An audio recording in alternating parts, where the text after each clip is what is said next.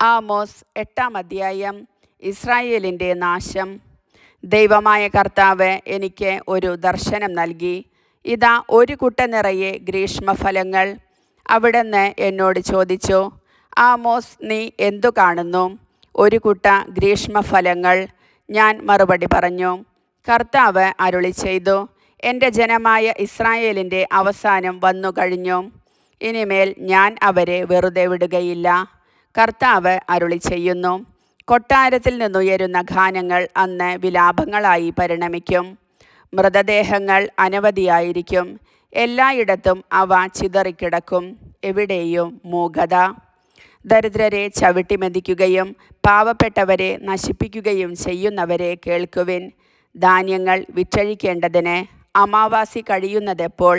ഗോതമ്പ് വിൽക്കേണ്ടതിനും ഏഫ ചെറുതാക്കുന്നതിനും ഷെക്കൽ വലുതാക്കുന്നതിനും കള്ളത്തുലാസ് കൊണ്ട് കച്ചവടം ചെയ്യുന്നതിനും ദരിദ്രരെ വെള്ളിക്കും നിരാലംബരെ ഒരു ജോഡി ചെരുപ്പിനും വിലയ്ക്കു വാങ്ങേണ്ടതിനും പതിര് വിറ്റഴിക്കേണ്ടതിനും സാബത്തു കഴിയുന്നതെപ്പോൾ എന്നു നിങ്ങൾ ചോദിക്കുന്നു.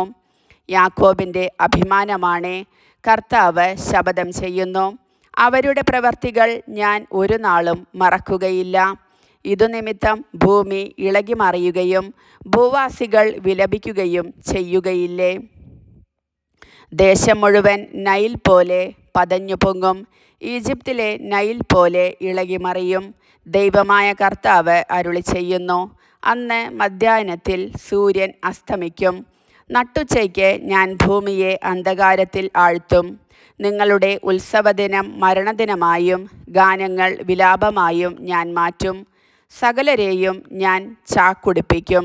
എല്ലാ ശിരസും കഷണ്ടിയാക്കും. അത് ഏകജാതനെക്കുറിച്ചുള്ള വിലാപം പോലെയാകും.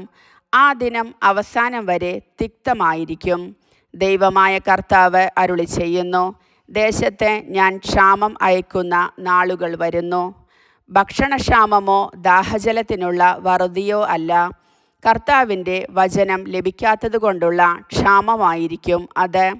അന്ന് അവർ കടൽ മുതൽ കടൽ വരെയും വടക്കു മുതൽ കിഴക്കു വരെയും അലഞ്ഞു നടക്കും. കർത്താവിൻ്റെ വചനം തേടി അവർ ഉഴലുമെങ്കിലും കണ്ടെത്തുകയില്ല. അന്ന് സുന്ദരികളായ കന്യകമാരും യുവാക്കളും ദാഹം കൊണ്ട് മൂർച്ഛിച്ചു വീഴും. ദാനിൻ്റെ ദൈവമാണേ, ബേർഷബായുടെ മാർഗമാണേ എന്നു പറഞ്ഞ് സമരിയായിലെ അഷിമ ദേവതയുടെ പേരിൽ സത്യം ചെയ്യുന്നവർ നിലംപതിക്കും. അവർ ഒരിക്കലും എഴുന്നേൽക്കുകയില്ല. കർത്താവിൻ്റെ വചനം.